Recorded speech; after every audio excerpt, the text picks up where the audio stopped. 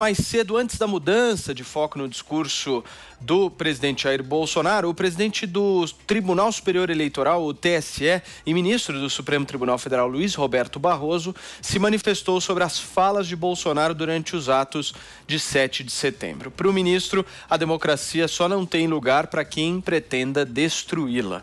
Barroso elevou o tom e reiterou que nunca foram apresentadas provas que indicariam fraude na eleição de 2018. Vamos ouvir.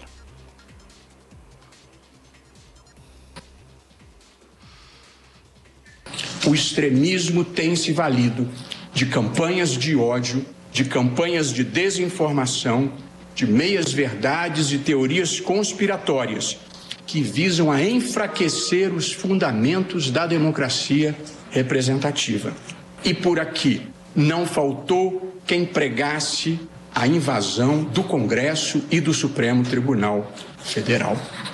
E por fim, o autoritarismo, que é esse fenômeno que sempre assombrou o nosso continente.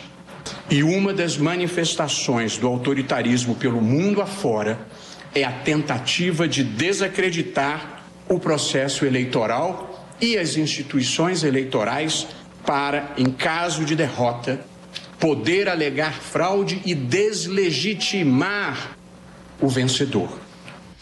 Muito bem, tá aí a fala do ministro Luiz Roberto Barroso. Vou passar a bola para o nosso Jorge Serrão, justamente no sentido de entender, né, agora. Obviamente que essa fala do Luiz Roberto Barroso foi antes dessa nota, mas eu quero também ouvir seu comentário, Serrão. Pois é, antes da nota, agora vem a nota, tudo que Barroso falou, ele foi absolutamente atropelado pela realidade. Por isso que a política não pode ser feita com fígado e nem com a presunção intelectualoide.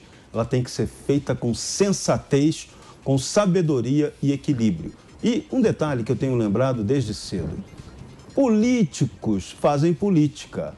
Ministros do Supremo Tribunal Federal, como magistrados, não têm que fazer esse tipo de declaração política. Aquele discurso de ontem do presidente do Tribunal do Superior Tribunal do nosso Supremo Tribunal Federal, foi catastrófico. Aquilo ali era discurso digno para prefeito de Sucupira e não para quem comanda um órgão do judiciário, quem comanda a Corte Constitucional do Brasil. Então, é hora, o Supremo tem que fazer uma revisão de consciência e parar de fazer ativismo político, parar de judicializar ou ser conivente com a perigosa judicialização da política. A política não é feita em tapetão de tribunal. A política tem que ser feita no diálogo franco, livre e aberto, com concordância e discordância,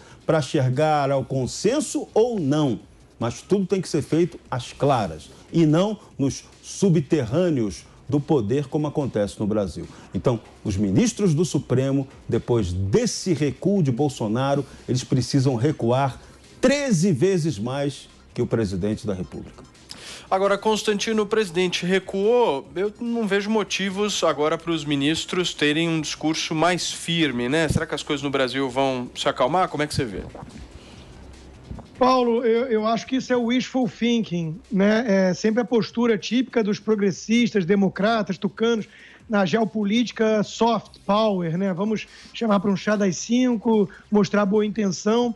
Eu prefiro mais o estilo do Churchill, né? Quer dizer que o apaziguamento nessas condições pode ser você negociar com um tigre com a sua boca cabeça dentro da boca dele, né? Então, assim, se o presidente mostrou fraqueza e não há um acordão, né? Por que os ministros do Supremo iriam recuar? Por crise de consciência? Porque são, de fato, grandes patriotas democratas, tolerantes? Conta outra, né? Então, até o Lira também já está recuando do que disse, né? Disse que decisão inconstitucional não se cumpre e agora já disse que foi mal interpretado na sua fala mais cedo. Está todo mundo arregando, pelo visto, né? Olha só, o ministro Luiz Roberto Barroso, que chamou o presidente de farsante hoje, ele resumiu assim essa fala dele que a gente acabou de ouvir. Urnas eletrônicas são seguras, eleições são auditáveis, Congresso rejeitou voto impresso e democracia não tem lugar para quem queira destruí-la. Eu provoquei lá na página dele, né? com as seguintes perguntas e comentários. Primeiro, quem tem que achar as urnas seguras é o eleitor. Pesquisas apontam que não acha. Segundo, urnas são auditáveis, diga isso para os tucanos, que tentaram fazer uma auditoria com especialistas e não conseguiram. Terceiro, o Congresso rejeitou. Bem, houve ingerência e pressão indevida do Supremo no Legislativo, além de que o Legislativo já tinha aprovado uma lei de autoria do então deputado Bolsonaro, que foi aprovada com folga e o Supremo derrubou como inconstitucional. E, por fim, concordo que na democracia não tem muito lugar para quem quer destruí-la, apesar de eu ser um liberal de fato e entender que mesmo quem ataca a democracia tem que ter liberdade de expressão. Mas eu pergunto, eu discordo do ministro de onde ele acha que vem a ameaça, eu acho que vem de outro lugar e que talvez ele poderia encontrar o suspeito na hora de escovar os dentes ou pentear o cabelo, mas a questão é outra. Eu pergunto se eles vão levar adiante, então, esse tipo de postura e perseguição, né, e censura aos comunistas. A esquerda que flerta com Venezuela, Cuba, China. Está cheio de senador e deputado aí elogiando o regime chinês. Cheio, né? Pessoas pedindo revolução e ditadura do proletário, naquela manifestação que aquela emissora lá chamava de um ato democrático, enquanto que chamava os milhões de patriotas na rua de golpistas, de antidemocráticos.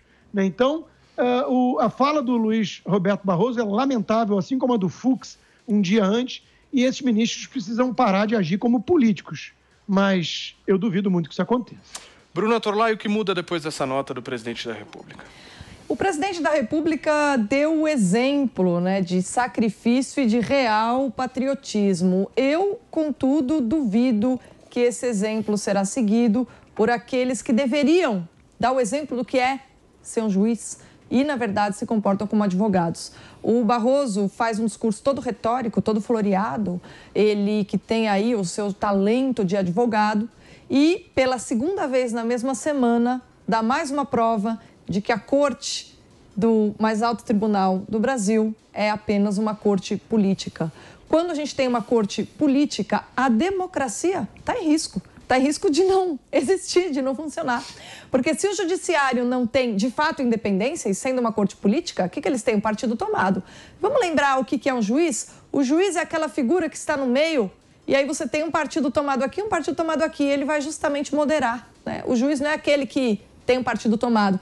Se ele tem um partido tomado, ele faz com que o sistema todo penda para um lado. E aí a democracia se torna inviável. Então, assim como Constantino, eu acho que se ele pensa, o Barroso, que quem não colabora muito para que a democracia ocorra não deve ficar nela, ele deve ver aí se o seu passaporte está válido ou rever, no mínimo, as suas atitudes. Porque um juiz do Supremo Tribunal Federal, um ministro do Supremo Tribunal Federal, ter comportamento de advogado e usar talentozinho retórico para escrever cartinha, mostrando aí para os seus aliados políticos que ele está fiel à agenda, usando vocabulário de agenda, frase feita de agenda, slogan globalista, pelo amor de Deus, um juiz que se comporta assim não tem um pingo de autorrespeito. Então, felizmente, aí a gente tem um presidente da República que está dando o exemplo do que é ser uma figura de Estado.